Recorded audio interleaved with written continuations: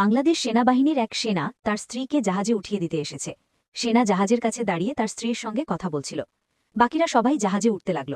তখন সেনা তার স্ত্রীকে জাহাজে উঠিয়ে দিয়ে বাইক চালিয়ে চলে যেতে শুরু করল। কিছুক্ষণ পর জাহাজ সমুদ্রে ছুটে গেল, কিন্তু একটু এগোতেই জাহাজে কিছু সন্ত্রাসী ঢুকে পড়ে এবং সবাইকে বন্দী করে ফেলে।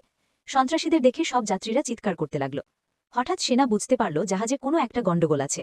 সেনা তৎক্ষণাৎ বাইক ঘুরিয়ে সমুদ্রের দিকে দ্রুত এগিয়ে যায়। তারপর সে সমুদ্রের কাছে বাইক রেখে বোটে চড়ে যায়। বোটে বসে সে জাহাজের পিছনে ছুটতে থাকে।